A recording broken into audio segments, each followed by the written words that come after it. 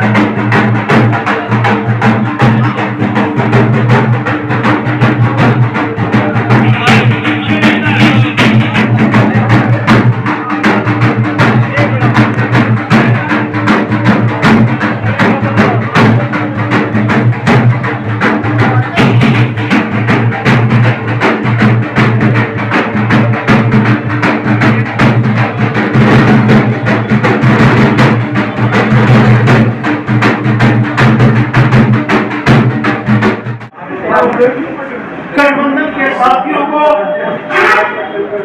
मेरा सादर नमस्कार, लाल झंडे को लाल सलाम, राष्ट्रीय जनता दल को जय राष्ट्रीय जनता दल, मेरे कांग्रेस के भाइयों को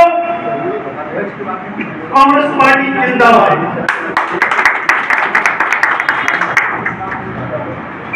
भाइयों, आपके आने का मैंने सबों से बात करके अंशु जी से भी बात की, रामायण जी से बात की, जिला के गार्जियन, हम सबों के अभिभावक, पूर्व मंत्री संजीव प्रसाद टोनी जी के निर्देश पर आप सबों की बैठकें बुलाई गई। मैं अपनी बातें करने के लिए आपको पास खड़ा हूं, मैं आपकी बात कर रहा हूं। अगर आपके दिल में कुछ है, अपने दिल के मनमुटाव को भूलकर आपको इंडिया महागठबंधन के साथी हम सबों के अंशु जी को भारी बहुमत से आपको जिताना है। भैया मेरे, अब भी नहीं तो कभी नहीं, अभी नहीं तो कहीं नहीं। मोदी जी आते हैं, आकर के पटना के मुख्य सड़कों पे खड़े होकर आरती करवाते हैं और दुनिया को दिखा के आरती करते हैं। क्या यही आरती है भगवान की? कहते हैं हमने राम को लाया। बोले आप ये बताइए, राम को आपने लाया कि राम ने आपको लाया? राम ने आपको लाया। राम ने आपको लाया कि आपने राम को लाया? राम ने आपको लाया। आपको राम ने लाया ना, तो राम इनको लेकर जाएंगे। राम तभी कहते हैं राम लेके जाएंगे।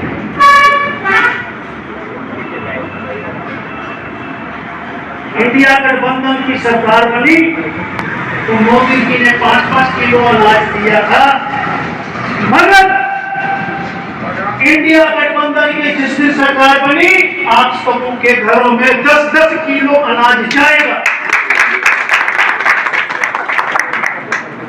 ज्यादा बातें नहीं, वक्ता बहुत से हैं, आपने मुझे समय दिया, धन्यवाद। अंशुल जी अगर चाहते तो यूके में बहुत बड़े पद पर अपने को रखते हुए अपने बड़ा ही सुखमय से, लेकिन ये परिवार आंदोलन आपके स्वतंत्रता में अपनी अहम योगदान देने वाला परिवार।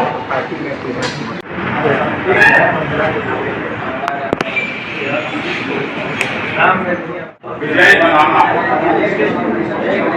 हम लोग के बीच में 7 पार्टियां का गठबंधन है। आज हम इन लोगों ने ये फतवा वास्तव ये तय किया है, पिछले 10 दिनों से हम लोग अघोषित रूप से जनसंपर्क में हैं और जो रुझान जो सामने का फतवा में हमें लगता है कि 40 से 50 हजार वोट का रीडिंग फतवा में हो। और जो पिछले उम्मीदवार थे रविशंकर जी, जिन्होंने जीता, यहाँ पोस्टर लगा था कि वोट कर लाओ कि रविशंकर हमारे एमपी कहाँ है। केंद्र में मंत्री भी रहे, लेकिन फतवा में ही नहीं पूरे क्षेत्र में कहीं कोई काम नहीं किया। और यही कारण है कि जहाँ भी जा रहे हैं उनका विरोध हो रहा है और सभी जगह डॉक्टर संतोष अभिजीत जी का स्वागत हो रहा है। हम लोग आज महागठबंधन बना है जिसमें माले, सीपीआई, सीपीएम, मुकेश सहनी जी की पार्टी और आज बड़ी पार्टी है। इसलिए गठबंधन हुआ है कि देश में अत्याचार, अन्याय, देश को गुलाम करने के लिए आरएसएस और भारतीय जनता पार्टी ने जो षड्यंत्र रचा है, गरीबों का संविधान को, सभा अध्यक्ष संविधान को वो उलटफेर करना चाहता है। लोग समझ गए हैं कि इस देश में कितना बड़ा जुल्माबाद प्रधानमंत्री जी ने 10 वर्षों में लोगों को जेल भेजना, सीबीआई और इनको टीवी के माध्यम से अच्छे लोग को जेल भेजा है। बाबू जगजीवन राम, आदरणीय सुमित्रा देवी जी, अंशुल जी के दादा और नानी देश के आजादी में अंग्रेजों से लड़ाई लड़ने के लिए उन्होंने अपनी कुर्बानी और जवानी दिया है। बड़े परिवार के लड़के हैं, कोई साधारण परिवार के नहीं। ये जगजीवन बाबू का घर कदम कुआं में, मीरा जी का जन्म कदम कुआं में। अंशुल जी हम लोग गौरवान्वित है कि इतने पढ़े लिखे जवान आदमी आए। आज इस देश में ये आम चुनाव नहीं होने जा रहा है, ये देश के गरीबों की आजादी के लिए अंशुल जी को लाया गया है। और हमें उम्मीद और विश्वास है कि भारतीय जनता पार्टी अपने खजाना से दे रहे थे। हमारे राहुल गांधी ने कहा है कि हर गरीब परिवार को साल में लाख रुपया देंगे और दुगना अनाज देंगे और उनके हेल्थ स्वास्थ्य और शिक्षा पे गांव और समाज में मॉडर्न शिक्षा होगा, समुचित इलाज होगा।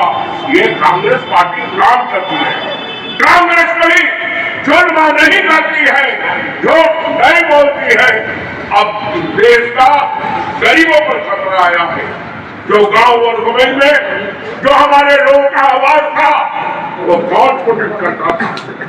भीमराव अम्बेडकर, जगजीवन राम इस देश के गरीबों के मसीहा रहे हैं। उन्हीं का नाती आज मंसूर आए हैं। मीरा कुमारी जी गरीबों के लिए डॉक्टर और तमाम चीजों में जो सुधार दिया है वो पूरा नहीं जाएगा। दिल्ली में ट्रस्ट के माध्यम से जो गरीब गुरबा का लड़का हुआ है, आज इस साहित्य के लिए बेचैन रहता था, वो शिक्षा देने का बरमदान ये परिवार किया है। आज ये गौरव है खतमा के लिए और कटरा थाना के लिए कि ऐसा नौजवान जो मिला है। मैं इनको अब्दुल बाबू को आश्वस्त करता हूँ कि आंदोलन बढ़ा है। वोट हम लोग के सारे लोग देने के लिए तमाम लोग हमारे दल के लोग लगे हैं। अब आपकी झोली में और उम्मीद और भरोसा है। वक्त अब भाषण का नहीं रहा और मैं खास करके थोड़ी अगर कड़वी लगे तो मुझे माफ करें। दल के समर्पित कार्यकर्ता होने के नाते और इस क्षेत्र में मैं लोगों का जो अपार जन समर्थन अंशुल जी के प्रति देख रहा हूं, निश्चित रूप से पटना साहिब लोकसभा के चुनाव में आपका नाम स्वर्णाक्षरों में दर्ज होगा, मुझे पूर्ण विश्वास है। लेकिन मित्रवर अंशुल जी, एक सलाह है और वही सच्चा मित्र होता है जो मुंह पर भी कड़वी बात कहता है। अभी तक आपके चुनाव अभियान को तेज गति पकड़ने में आप पीछे, हमारे लोग पीछे। अच्छा, चाहे तो हमारे संगठन के लोगों को या फिर आपके द्वारा जो चुनावी अस्त्र शस्त्र का प्रयोग चुनाव में होते हैं, मैं सारी बातें नहीं कहना चाहता। मैं व्यक्तिगत आपको मैसेज से भी संदेश देते रहता हूं। कई ऐसे हमारे दलित वर्ग की महिलाएं जो आपके लिए इन इलाकों में दूसरे जगहों से काम करना चाहती है, आकर दलित समाज में घूमना चाहती है, उनके घूमने की व्यवस्था, उनके साथ जो रहेंगे उनके रहने की व्यवस्था आप भली भांति समझते हैं। यहाँ उपस्थित हमारे देवनी जी हैं, सब लोग हैं, अभिलेंदु जी हैं, मोहन ठाकुर जी हैं। लेकिन मैं अनुरोध करूँगा और विभिन्न क्षेत्र से आए हुए यहाँ पर माननीय साथियों, हर सभा में मेरी एक ख्वाहिश रहती है, वो असफल रहता हूँ कि सबका नाम लेके मैं उनको सम्मानित करूँ। मैं बहुत लोगों का नाम नहीं ले पाया, मैं क्षमा चाहता हूँ, लेकिन आश्वासन ये देता हूँ कि मेरे दिल में उनके लिए उतना ही सम्मान है, उतना ही आदर है। एक बात तो मैं स्पष्ट पहले से करना चाहता हूँ, बहुत सारी बातें यहाँ कहीं संबोधन में मैं सब स्वीकार करता हूँ, लेकिन शुरुआत में एक बात स्पष्ट करना चाहता हूँ, कोई संदेह या संशय नहीं होना चाहिए।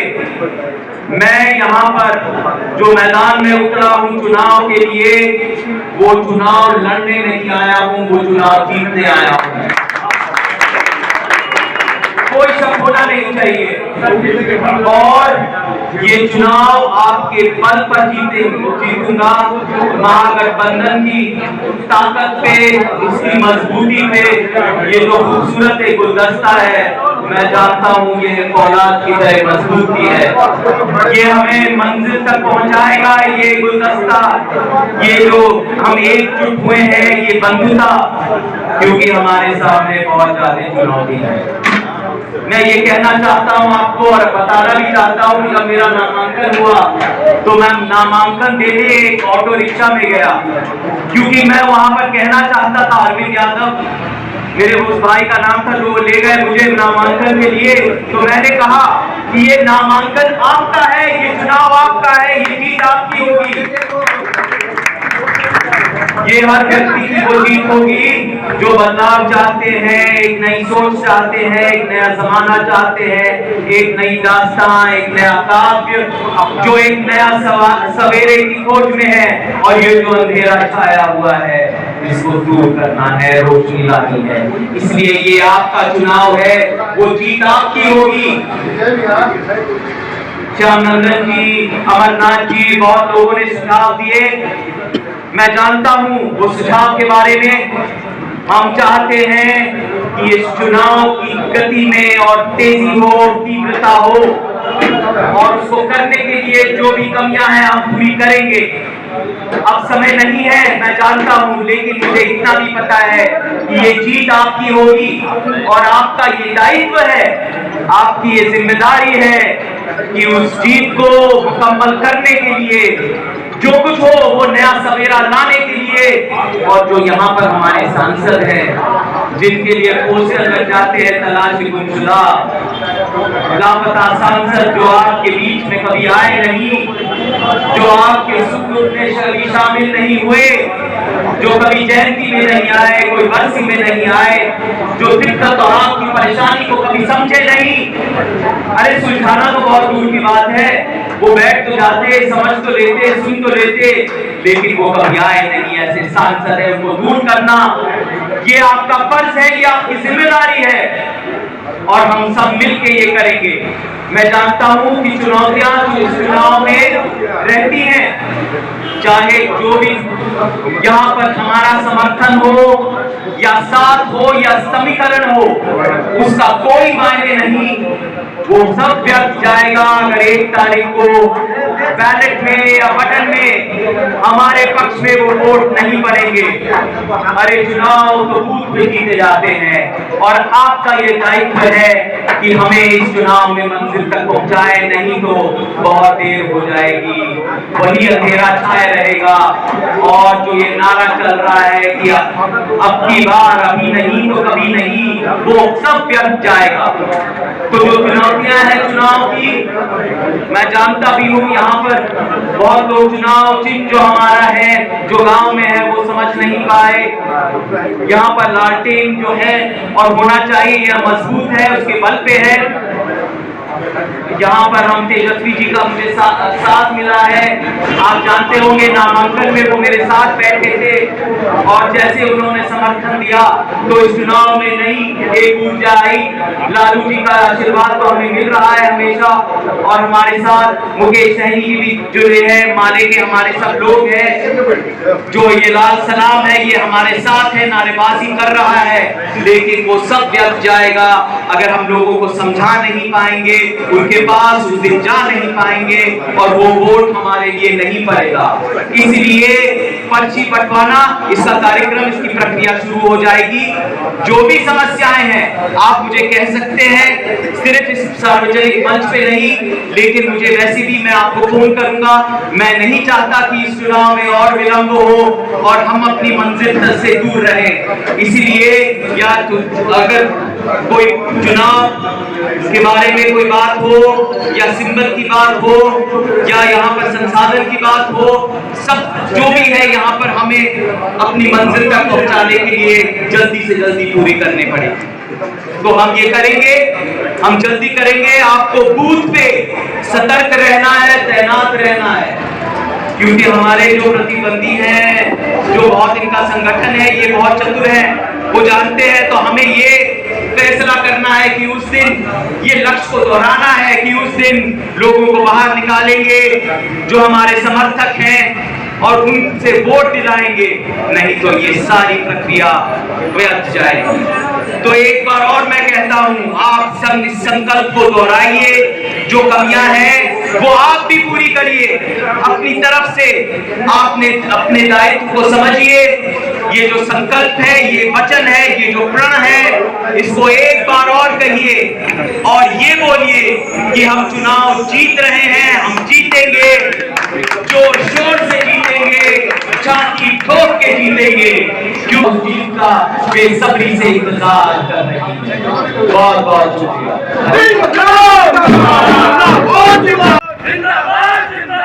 मल्लिकार्जुन खड़गे साहब जिंदाबाद जिंदाबाद है अमर है जिंदाबाद जिंदाबाद कहाँ दबाओगे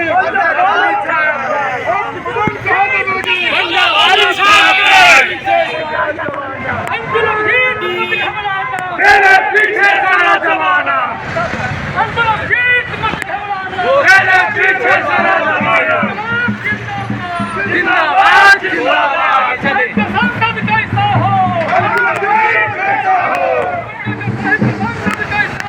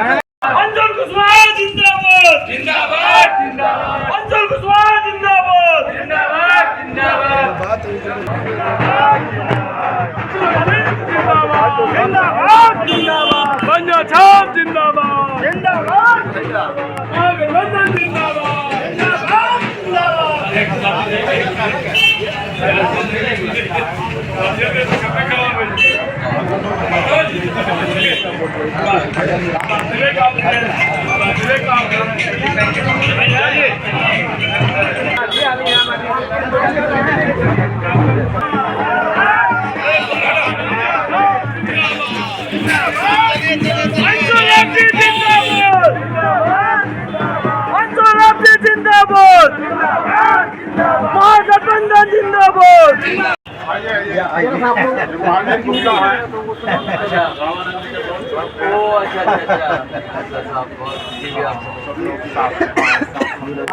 चलिए साथ दीजिए, एक मौका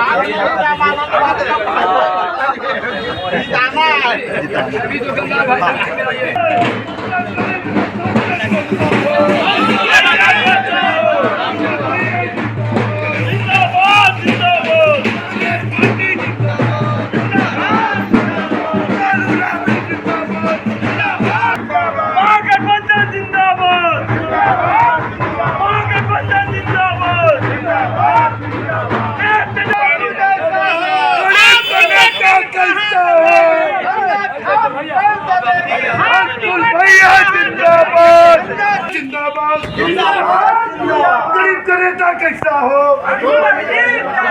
जिंदाबाद।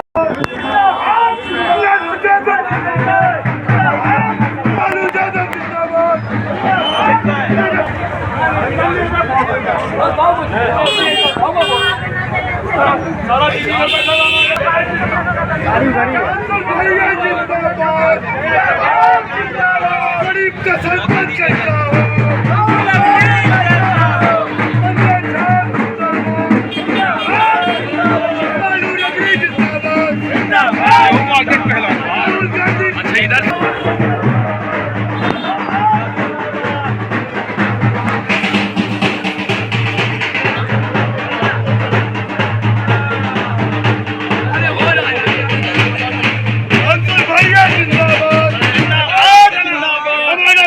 कैसा हो।